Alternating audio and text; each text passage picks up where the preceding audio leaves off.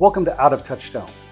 As I said at the end of the last episode, this week we're taking a look at a film that I don't know anything about. I'd never heard of it, didn't research it, just hit play on the VCR and hope to be surprised and entertained. I was thinking a movie called Feast of July. Maybe it's a little comedy about the 4th of July hot dog eating contest. Or maybe Touchstone was branching out into the horror genre and this was a zombie horror film. I didn't know what to expect. 2 hours later, I wish I had prepared myself for what I was about to witness. Fate brought her into their lives. You could stay on here a while with us. You're above that. I'm not above anything. Love brought them together. LaForte, will you marry me? Yes, I will. Her past tore them apart. It's like a dream. From Merchant Ivory, the award-winning creators of Howard's End, A Room with a View, and The Remains of the Day, comes an extraordinary tale of passion, Do you love me? Of course I love you. betrayal, I want to cause no trouble here. Setting brother against brother be seen as causing trouble in anyone's book. and a haunting past. Hello, Bella. Who's that? Nobody.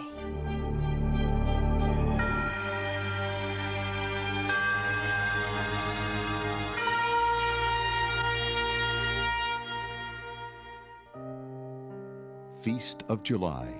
Critics call it one of the best films of the year. The New York Post gives it 4 stars. Touchstone Home Video proudly presents Feast of July. Normally at this point in the show, we hop in the elevator to take the ride up a few floors for the elevator pitch, but this week the elevator is broken. So we're just going to get a very quick escalator pitch instead. Heartbroken woman arrives in a new town and is taken in by a kindly lamplighter. After getting to know the man's family, she agrees to marry his youngest son. Then finds out that the boyfriend she thought abandoned her is actually alive and has another family. The new boyfriend gets jealous, and after 2 hours of plotting very light action, movie ends on a downer. The movie's cast is made up of actors that primarily weren't that well known in America in 1995. M. Beth Davids is the lead actress, and she is most likely known for her role as Ash's girlfriend in Army of Darkness, or the nice teacher Miss Honey in Matilda.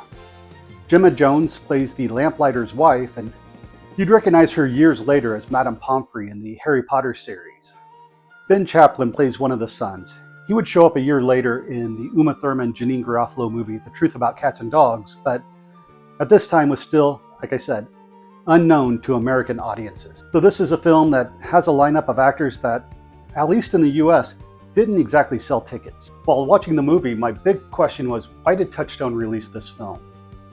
This is the studio that brought us Can't Buy Me Love, Adventures in Babysitting, Stakeout, and other than Jefferson and Paris a few months earlier, weren't really known for their highbrow Merchant Ivory style films.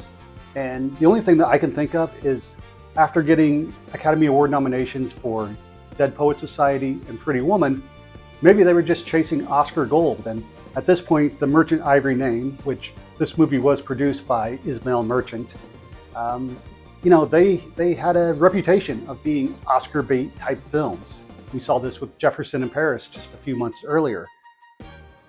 But this is like Merchant Ivory if you ordered it from Temu. Jefferson and Paris didn't exactly light the box office on fire, but compared to Feast of July, Jefferson and Paris looked like Titanic. Feast of July had a $7.9 million budget and only grossed $293,000 in theaters.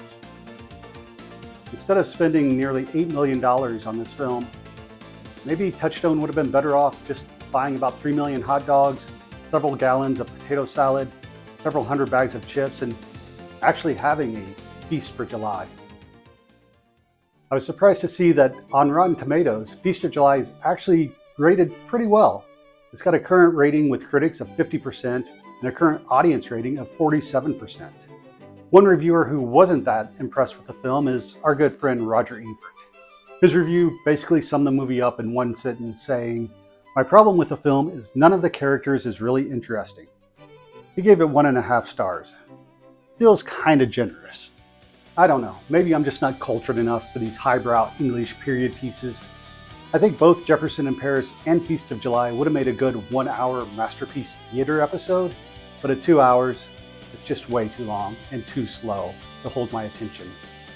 So for the final verdict in the Out of Touchstone video store, I bet you're thinking that we're going to put this on the last tape on the shelf, kind of like we did with Jefferson in Paris, but I gotta be honest, this is even going one step below that. This is the tape we shove behind the shelf and pretend it doesn't exist. I can now say that I've seen Feast of July and I can move on with my life.